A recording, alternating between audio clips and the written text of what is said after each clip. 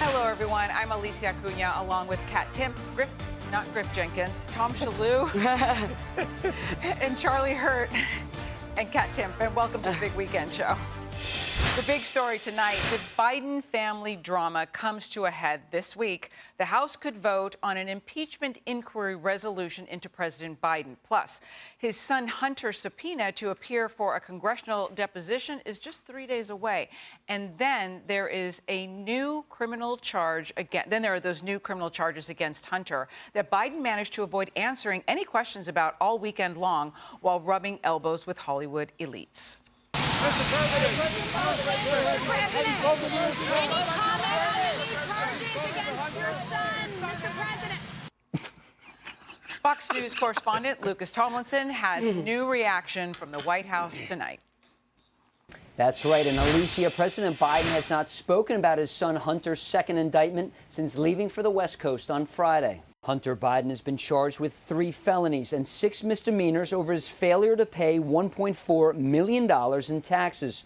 According to the indictment, Hunter spent $1.6 million in ATM withdrawals, $683,000 to various women, nearly $400K for clothing, $188,000 on adult entertainment, and $237,000 on health, beauty, and pharmacy products. Hunter Biden is supposed to face House lawmakers on Wednesday. He should be held in contempt if he ignores a congressional subpoena. That's number one. Number two, look, this guy, Hunter Biden, he thinks nothing can touch him because his daddy's been protecting him for years right now. If Hunter Biden thinks he's going to run and hide now because his last name is Biden and his daddy is president, he's got another thing coming. House Speaker Mike Johnson wants to hold a vote this week opening an impeachment inquiry into President Biden. And next to the declaration of war, I think impeachment is probably the heaviest power that the Congress has, the House specifically under the Constitution.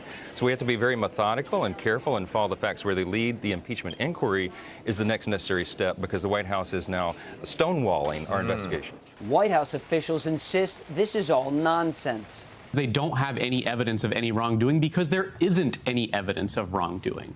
And I think it's easy to sort of sit and laugh and chuckle at this bungling exercise by House Republicans trying to impeach the president based on nothing. President Biden returns from Los Angeles later tonight. Alicia?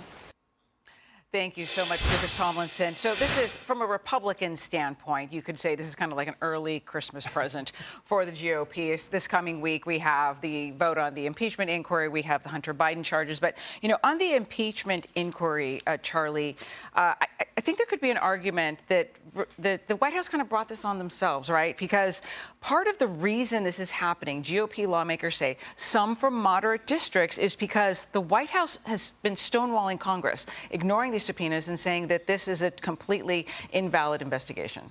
Totally stonewalling. And you know, I have to say, I'm generally speaking not a big fan of doing things that take a vote out of voters' hands, such as removing a president in the year of an election. Not a big fan of that. But we know that's also not going to happen because Democrats in the Senate are never going to go along with that. And therefore, why not just go for it? And as you point out, the White House has done nothing to, has done everything to ensure that they have this teed up right now for this, you know, in an election year. And but listen to these people talk about how there's no evidence of crimes. It's insane. You actually have, we know, the Vice President of the United States schlepping his crackhead son all over the world to drum up business for his family's empire. And the president has lied to the American people, lied to, about every step of the way about all of this. It's absurd. And so, you know, let the investigation go where it goes, and we'll see how it turns out. You know, but it's not just the White House and Biden's allies who are saying that there's no evidence. Right. You have Republican Senator Mitt Romney, who says that if he was in the House, that he wouldn't vote for Biden impeachment. Listen.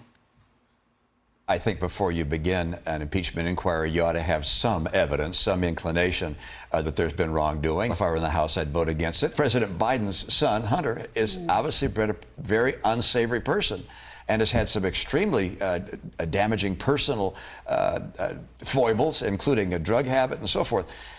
That's not President Biden, and we're not going to impeach someone because of the sins of their kids.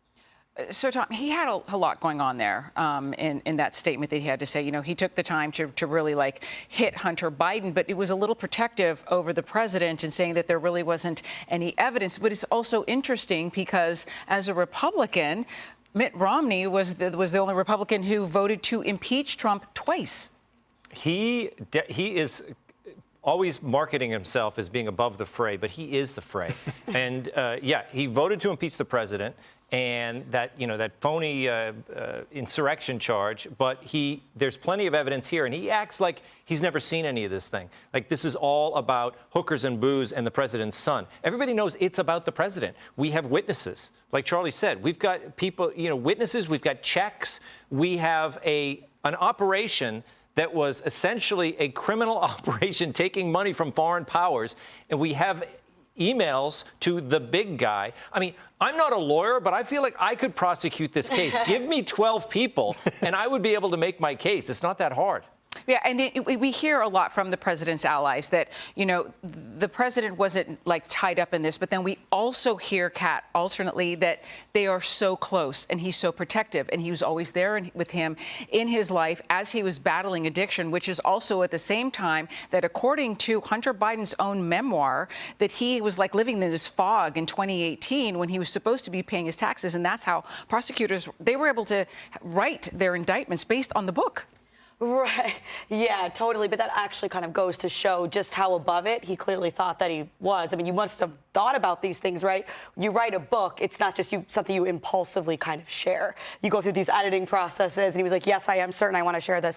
What was so interesting to me about what Mitt Romney said is he didn't just say there was no evidence. He says there's no evidence that there's been wrongdoing. There's not even an inclination. I would say that there's a lot more than just an inclination. We've had people come out and say, oh, yes, Hunter did put Joe Biden on the phone during these business dinners and those kinds of things. Other people, were they calling their dads? I'm guessing probably not. But, of course, this is a political thing that would never actually go through. I wonder if it could make Joe Biden look like a victim of the system, which would be ridiculous, of course, considering that he's been in United States government about 20% of the time that the United States has been a country. So if he is not the system, then I don't know who is. But that is something to consider. And to be fair, I mean, the word bribery is actually in the Constitution. All the things that they threw at President Trump were not in the Constitution. But bribery is actually the word used in the Constitution. Yeah, and what are your thoughts on Hunter Biden? And you remember that interview that he did earlier this week with Moby, where he kind of made himself the victim here, really blaming everybody else and saying it's making his life vulnerable. He kind of put that on the table, that if he died, what it would mean to his father and how it would break him. I thought that was quite the extension. Yeah, and I also think that Kat is exactly right. The White House may try to cast the Bidens as victims, but I don't think that, especially when people look around at the problems that they're facing in their own lives, caused by the policies of this administration, you start to lose compassion for these people at some point, especially if they've been part of the system for, as Kat says, a quarter of the time we've been a country. Yeah, I just found it so interesting. And actually, we can take a listen to it right now. They're trying to destroy a presidency, and so it's not about me. In their most base way, what they're trying to do is they're trying to kill me, knowing that it will be a pain greater than my father could be able to handle. I just find it so striking, the lack of self-awareness is really stunning, I think. There's he can't admit to too much at this point, but also there's no taking responsibility in any level, shape, or form. Yeah, and for me, it's not so much even the drugs or the more interesting things, I suppose, that, they're in the Daily Mail that are more interesting to talk about, salacious claims. To me, it really is the bribery stuff. That's the stuff where your dad it's not just that you're his son. People are saying he was involved. And if not, how else did you get this job? Really?